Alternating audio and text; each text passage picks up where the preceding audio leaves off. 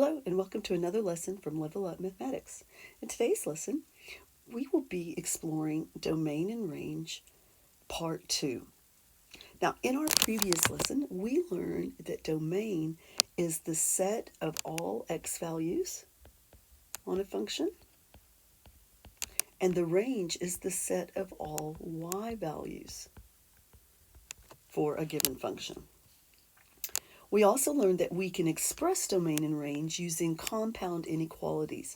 So in our first example, it says find the domain and range for each of the following. And example A is very similar to what we did in our previous lesson. Now, the key to getting these type of problems correct, where you're finding domain and range, is to label your graph as closely as, or as carefully as possible. And you want to label your left point, your right point, your bottom point, and your top point. So in problem A, our left point would be negative 2, comma 2, and our right point would be 3, comma negative 4. Now, this is going to help us get our domain and range here. So if you remember, the domain is the set of allowable x values of a function. So when you write the domain, you put the smallest, or the number on the left first, and the biggest number, 3, on the right. You put an x in between them because we're talking about domain. Then you put less than symbols, and then you decide if the symbol, less than symbol, should be underlined. Now, our left point right here at negative 2, 2 was filled in, so it will get a line under it. Our right point was an open circle, so no line for it. Okay. Now, for the range, we look at the bottom of the graph and the top of the graph. So let me highlight this value. The bottom of the graph is at y equals negative 4. The top of the graph is at y equals 2. So bottom, negative 4. Top is 2. I put a y in between them because we're talking about range. Then I put my less than symbols. And then I want to decide, should they have an underline. So the negative 4 was an open circle, so no underline. The 2 was a filled in circle, so it will get an underline. So there's our domain and range. Now, in today's lesson, we will be looking at functions that continue to infinity. And I'll talk about how we can express our answers a little bit differently with these. So first step is always to label your important points. So this particular graph, has a left point at negative 2, comma 4. Okay. On the right, it continues to infinity. So because it's going to the right, that is positive infinity. And then it continues downward. So because it continues downward, the y value is going to be negative infinity. All right. Now, for the domain, we go left, negative 2, to right, positive infinity. Now, when you write this answer, write it kind of small because this is going to be like an intermediate answer. So my negative 2 goes here. My infinity goes here. I put an x between them, put my less than symbols. The negative 2 was filled in, so it gets a line. Now, we never put an underline with positive infinity or negative infinity. Now, this answer basically says x is greater than or equal to negative 2, and x is less than infinity. So there's a shorter way we can write this answer. We're just going to use this part right here and say that x is greater than or equal to negative 2. So this would be your final answer. So don't leave an infinity symbol in your answer. Always shorten it. Okay. Now let's look at the range. For the range of the graph, we're going to go from the bottom of the graph, negative infinity, to the top of the graph, positive 4. So negative, and write this kind of small again, negative infinity to 4, put a y in the middle, less than or equal to, this is just less than. All right. So Remember, on your final answer, you do not want to have an infinity symbol, so we're just going to use this part first. So y is less than or equal to positive 4. So all the y values on this function have to be smaller than 4. And you can see here, this is the y value 2. If I drew a point right here, this is the y value negative 2. So all the y values on that function are smaller than positive 4.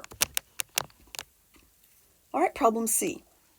All right, on the left side of this graph, you're going to the right, you're going to the left to negative infinity, and you're going upwards to positive infinity.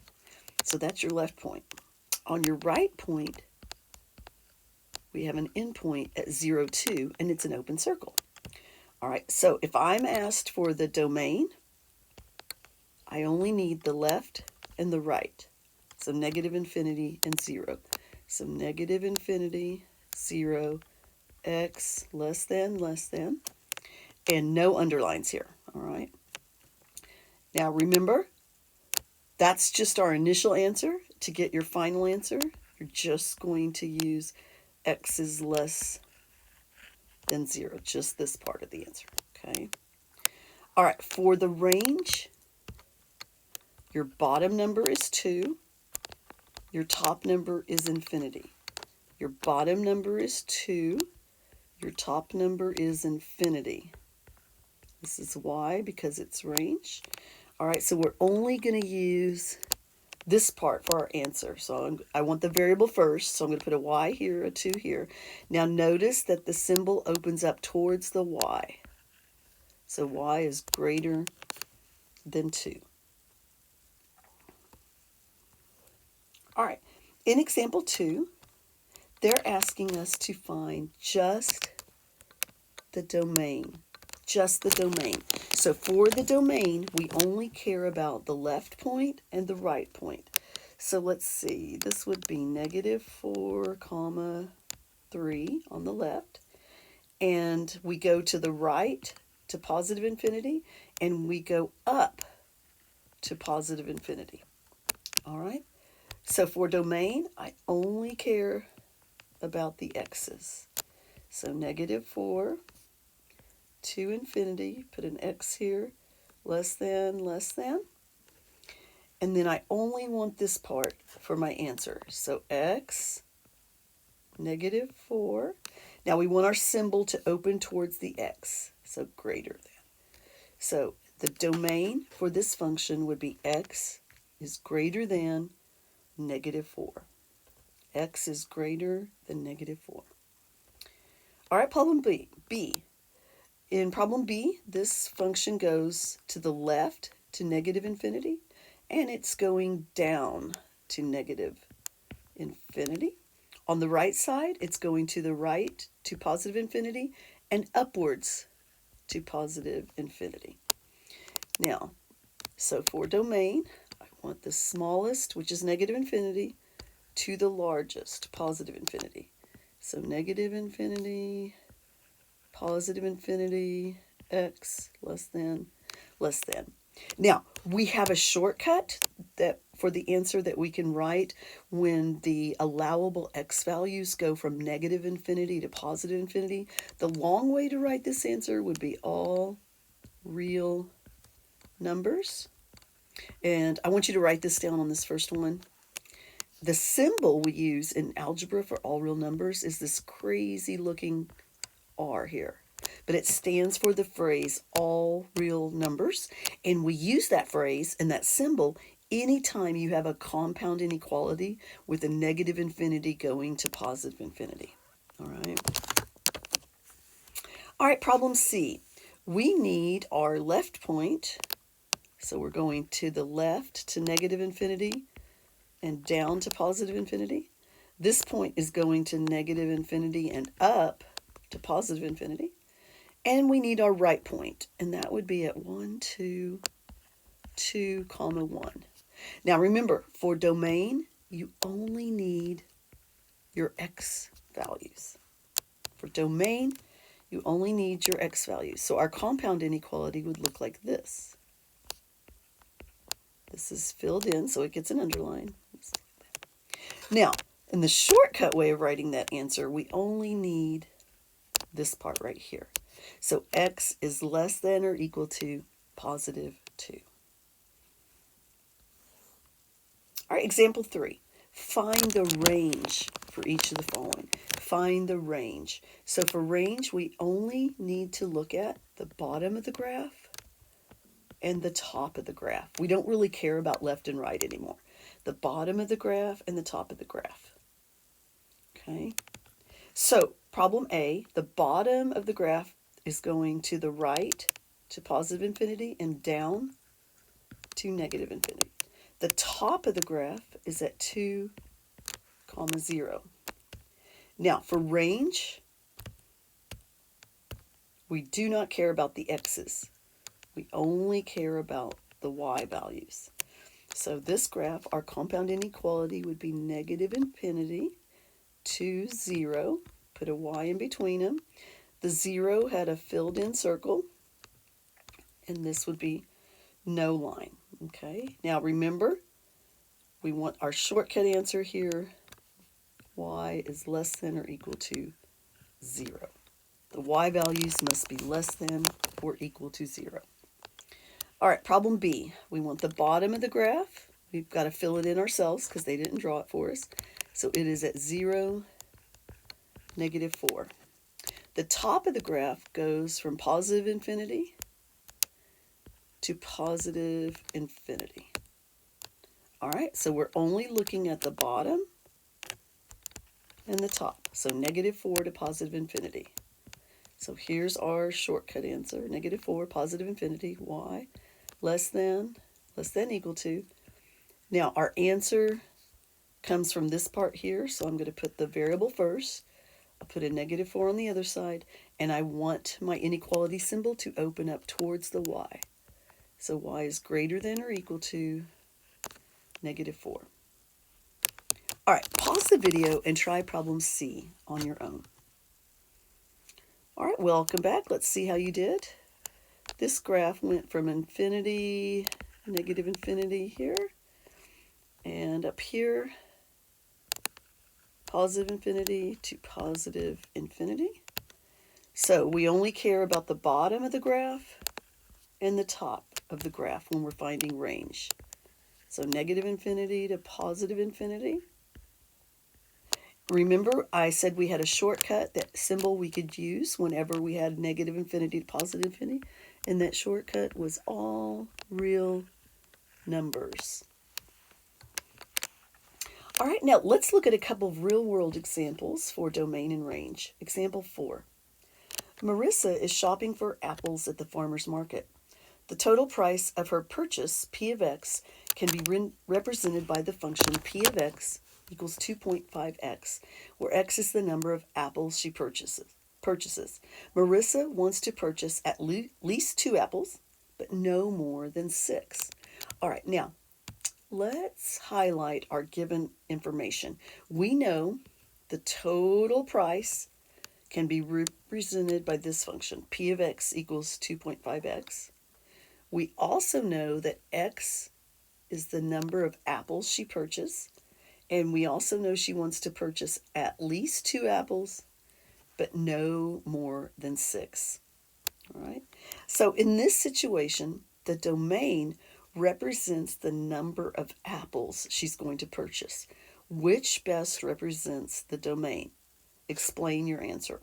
So is the domain 2, 3, 4, 5, 6, or is the domain x is greater than or equal to 2, but less than or equal to 6?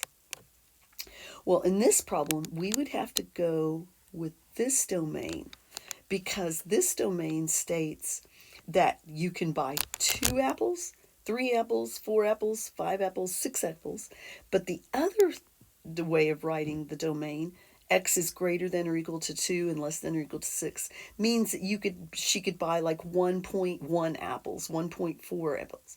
So the first one, we would say it's the first one, The reason is because apples can only be purchased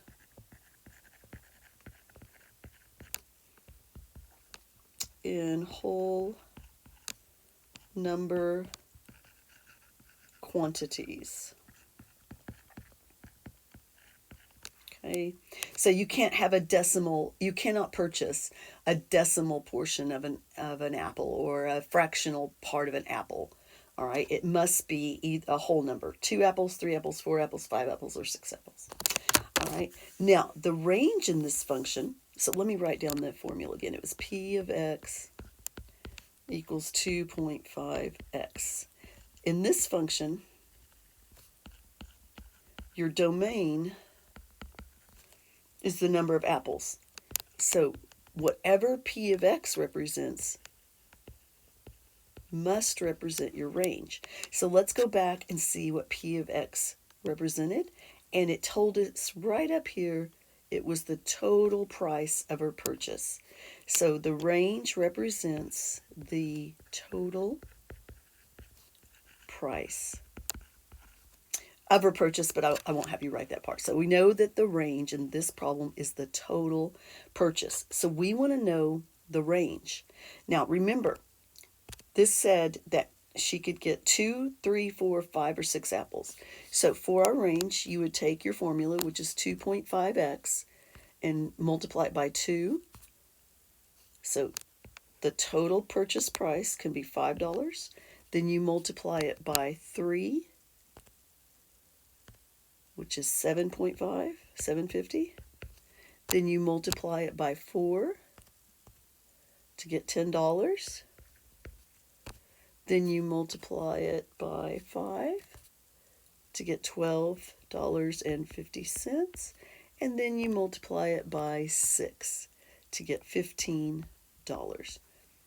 So these are the possible total purchase prices: $5, $7.50, $10, and so on. Okay. Example 5. Allison is a pet sitter and charges customers a fixed fee plus an hourly rate. The total cost per day can be represented by the function c equals 10 plus 8.5h. Allison works between 1 and 6 hours every day. Now, before we start, let's label this function. The range is always over here by itself, and the domain is a part of your function rule. The domain will be part of your function rule. So in this problem, it says, what does the domain represent in this situation? So our domain is h, and h represented the number of hours. Okay. And it said, then it says, find the domain.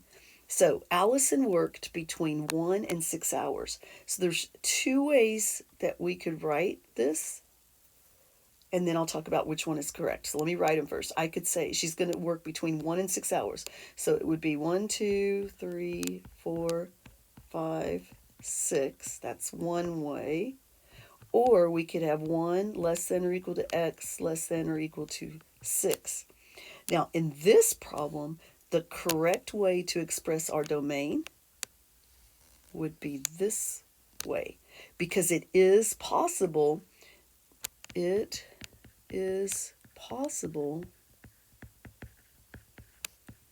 to work a fractional number of hours. In other words, number of hours does not have to be a whole number like number of apples did. So we do not want to write it, our domain, like this in this particular problem. All right. Now, what is the range? Well, in this problem, look back at your formula. The range is the C, and the C stood for the total cost. Okay, the total cost. So if Allison is going to work between 1 hour, let's calculate the cost for 1 hour. So that would be 10 plus 18.5 times 1. So 18.5 is the lowest cost. And then the most number of hours she was going to work was 6. So 10 plus 8.5 times 6, that would be $61. This is a C. So our range would look like this. $18.50 is less than or equal to C, which is less than or equal to 61. All right, pause the video and try problem 6 on your own. All right, welcome back. It says a swimming pool can be rented for $110 per hour. The pool can be rented for either 1 or 2 hours. The cost in dollars to rent the pool is a function of the number of hours the pool is rented. What are the domain and range of this function? So what I did to start the problem is I just wrote a little formula for the total cost. The cost to rent the pool is $110 per hour. So I know my number of hours is my domain, and the total cost is my range. So because they told us they could either rent the pool for 1 or 2 hours, then I know my domain must be 1 or 2. That's the only possibility for domain. So that narrows out all of the answers except answer B. And that concludes today's lesson, Domain and Range, Part 2.